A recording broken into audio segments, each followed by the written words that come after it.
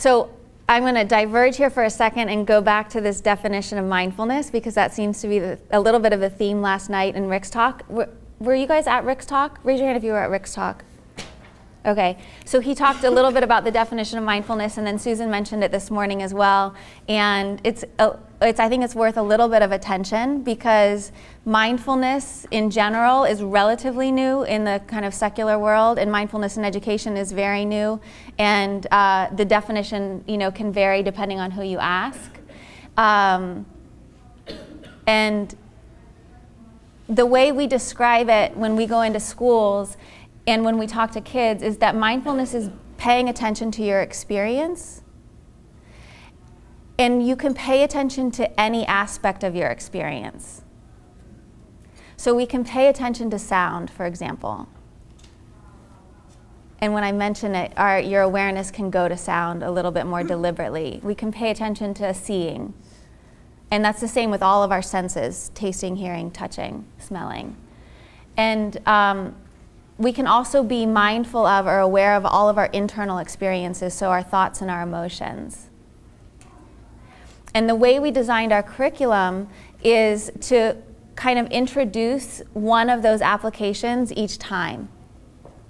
So the first lesson, which is the lesson that I'll demonstrate in a little while, is an introduction to mindfulness very briefly, but the application is mindful listening. So that's when we ring a bell. We use Tibetan singing bells in most of our programs, but any instrument will do. It's just the idea of having something a little unusual or a little novel to get their attention.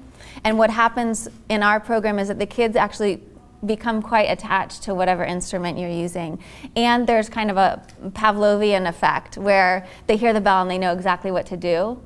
There's a sweet story from way in the beginning. It was the first school we were in, and I wasn't the instructor there. Another one of our co-founders, Richard Shankman, was. And he went through the whole program, and there was one third grade class in particular that was really challenging, and it was because they had had substitute teachers all year.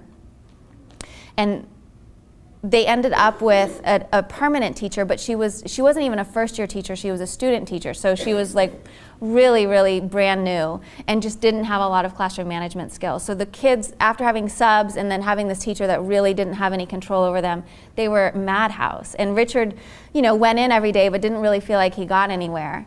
And about 2 months after we had completed, or 3 months after we had completed, I went back to the school to do a day of follow-ups where I just visited all the classrooms and reminded them about mindfulness. And we got to that class, and they were coming in from recess, and the teacher said, forget it. They won't be able to do anything today. They're crazy. And we said, well, can we just try? And she said, fine. So we came in. The kids were rushing in from recess. 2 of them were in tears. And I was with one of my colleagues, and she took the 2 kids in tears to the back of the room, and the rest of the kids were talking to each other and throwing things across the room, and they probably weren't standing on their desks, but that's kind of what is in my memory. And I was standing there kind of wondering what to do, and I just took out the bell and I rang it. And suddenly everybody dropped into their seats. And it was that sound that really meant something to them. And it was more than just like a reminder, it was the permission to stop. So there's something about the instruments that you use or the techniques that you use that it's like a safety zone for them, where they depend on that thing as permission to stop and a direction to go inward. And it's interesting that they weren't choosing that on their own, but that they needed a little reminder. And that just points to the fact that this is a practice and we need reminders.